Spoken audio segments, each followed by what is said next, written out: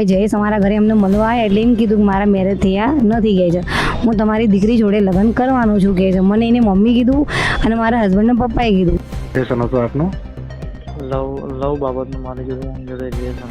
અચ્છા, લવ બાબતનું. નમસ્કાર મિત્રો, તમે જોઈ રહ્યા છો મિસ ધમા. હાલ જે પ્રેમમાં કરુણ ઘટના ઘટી છે એ આપ સૌએ અમારી ચેનલ પર જોઈ છે. હવે એ ઘટનાને લઈ ઘણા માણસો આગળ આવ્યા છે જેથી માયરાને ન્યાય મળે અને ફરીવાર આવી ગુજરાતની અંદર દુઃખદ ઘટના ના ઘટે. હાલ માયરાની સાથે જેનું અફેર હતું એવા જયેશ ઓઢાનું કોલ રેકોર્ડિંગ સામે આવ્યું છે. તે જોઈએ, પણ એની પહેલા માયરાના માતાએ મીડિયાની સામે શું આવેદન આપ્યું તે સાંભળો. એને આવું કોઈની જોડે અફેર છે, જ્યારે મને ખબર પડી કે મેઘો આ મેં ફોન જોઈ ગઈ હતી એનો ફોન જોઈ ગઈ હતી એટલે મેં તો મેઘો આ ફોન કેમ આવો કે પછી એને મને કીધું કે મમ્મી મારે જયેશ થોડા આગળ અફેર છે. તો 6 મહિના સુધી મેં એને કીધું કે પરણેલો તો નથી ને? તો કે ના મમ્મી પરણેલો નથી કહે છે. સારું, મેં કીધું પરણેલો ના હોય તો આપણે તારા મેરેજ કરાવી દઈશું, જયેશને તું આપણા ઘરે બોલાવજે. ભાઈ જયેશ અમારા ઘરે અમને મળવા આવ્યા એટલે એમ કીધું કે મારા મેરેજ થયા નથી કહે છે, હું તમારી દીકરી જોડે લગ્ન કરવાનો છું કહે છે. મને એની મમ્મી કીધું અને મારા હસબન્ડના પપ્પાએ કીધું. તો મેં કીધું સારું.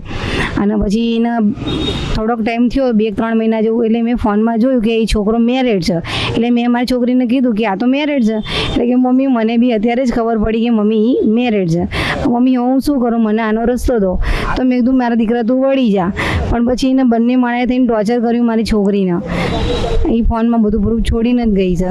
મિત્રો, હવે આપણે જયેશ ઓઢાનું કોલ રેકોર્ડિંગ સાંભળીએ, પણ એની પહેલા વિડીયોને બને તેટલો શેર કરજો જેથી બધાને આમની જાણ થાય, જેથી દરેક દીકરી ચાવચેતીથી રહે, આવા નરાધમોના દગાથી બચી જાય. રિલેશન હતું આપનું? લવ બાબતનું મારી જોડે રિલેશન. અચ્છા, લવ બાબતનું રિલેશન હતું. એટલે હવે તમે મેરિડ હોવા છતાંય તમે એવી રીતે એક મેરિટલ અફેર્સ રાખી શકો ખરી? કઈ રીતના? તમારા મેરેજ થયેલા છે ને? હા, મારા મેરેજ થયેલા. તો તમને ખબર છે કે તમારા મેરેજ થયેલા છે તો હિન્દુ મેરેજ એક્ટ મુજબ આપણે બીજી કોઈ છોકરીની સાથે અફેર ના રાખી શકીએ. એ કદાચ તમને ખ્યાલ છે બાબતનું? અફેર ના રાખી શકીએ સર.